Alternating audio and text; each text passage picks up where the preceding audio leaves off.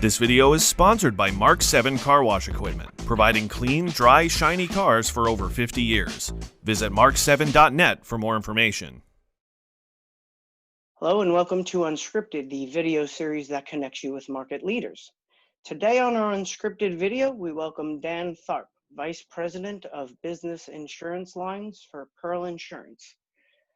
Hello, Dan, and thank you for joining us here today. Well, thank you. It's my pleasure.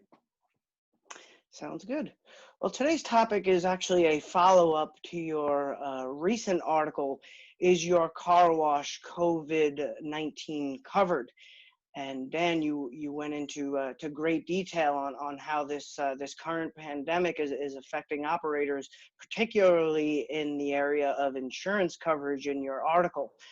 So in your article, you mentioned that a loss resulting from viruses and diseases is not currently carried or covered by most carriers. So after experiencing this pandemic here, do you feel that a change is needed in this area to protect businesses, in particular car washes and detailers? And as a follow-up, why or why not? Yeah, and let me just start by taking a look at the math on this. So if we look at the math, in 2019, property and casualty insurance took in a total of $630 billion of premium. That's all in, all coverages, all policies for property and casualty. The estimated losses from COVID right now that I'm seeing is somewhere around $2 trillion. So the states of New Jersey, some other states are trying to legislate to have insurance companies cover that loss, even though they are exclusions. When you look at the math, 600 billion of premiums coming in, 2 trillion in losses, those two things do not jive well together. So we could be looking at massive insurance insolvencies if this comes about. So in answer to the question and looking at that math, do I think there needs to be a change? Yes, I think there does need to be, and I think we are going to see it. However, there's going to have to be additional premiums associated with that. So I think what we'll see is not a mandated coverage within those base policies themselves, but endorsements that car washes and businesses will be able to purchase for additional premiums in that. Okay, and I know in your article, Dan, you mentioned the impact on employees specifically, but if I'd like, or if we can, I'd like to focus on the customers. So can a car wash be held accountable if a customer is knowingly or unknowingly exposed to and contracts COVID? And are there any insurance options for this scenario? Well, we have to look at insurance is a legal document. So in order for coverage to be attempted or issued, there has to be a lawsuit brought against the wash.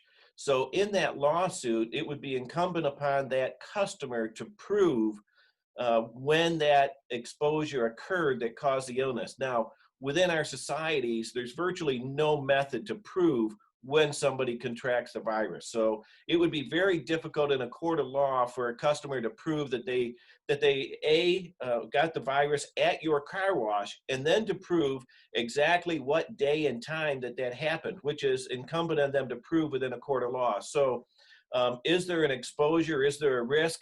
Yeah, there might be, but I seriously doubt that in a court of law that could be upheld.